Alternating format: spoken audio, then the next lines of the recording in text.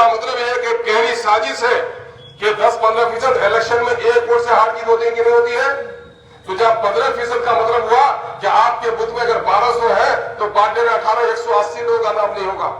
जब 180 लोगों का नाम नहीं होगा तो आप बताइए कि आपके वोट की वैल्यू क्या रह जाएगी। और ये अगर वोट नहीं भी दे सके तो उस 180 लोगों को नोचनी पकड़ जाएगी कि फिर वो कल के दिन में कागजात साबित कर सके। याद रखिए, मैं ऐलान कहता हूं कि हर बार के वोटर लिस्ट के शुद्धिकरण से अब की बार का मामला मुख्तलिफ है। अब की बार एनआरसी का मसला है, अब की बार आपकी नागरिकता को खत्म करने की साजिश है। इस गहरी साजिश से बचने के लिए जिम्मेदारी लीजिए, सारे सर्टिफिकेट सारे कागजात बनाइए। हम लोग ब्लॉक में भी जाते हैं, ब्लॉक के ऑफिसरों से कहते हैं कि आसानी लाए, वो जो 15 दिन पर 20 दिन पर मिलता है वो नहीं करना होगा। जितने भी आरटीपीएस में जो लोग हैं उसमें इजाफा कराया जाए।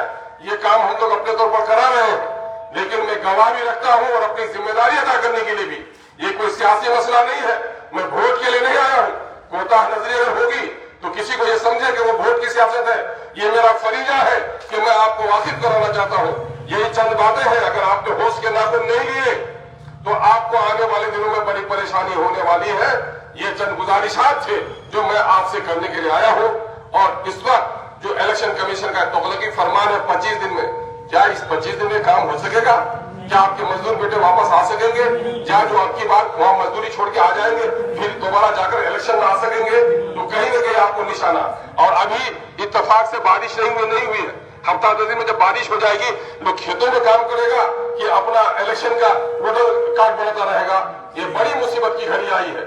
ऊपर की सतह तक हमारे अकाबरीन और पॉलिटिकल पार्टियां ये कोशिश कर रही है कि इस मुद्दत को बढ़ाया जाए। वो उनकी कोशिश है, इनके खिलाफ वो लोग इलेक्शन कमीशन में बात कर रहे हैं।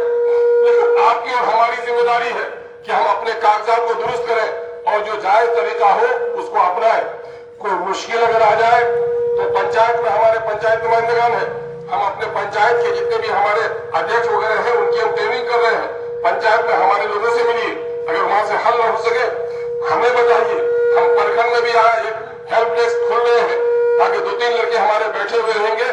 आपका अगर कोई मसला होगा तो इंशाअल्लाह उस मसले को हल करने की कोशिश की जाएगी। ये चंद गुजारिशात थे। बहुत बहुत शुक्रिया। सलाम अलैकुम, आदाब।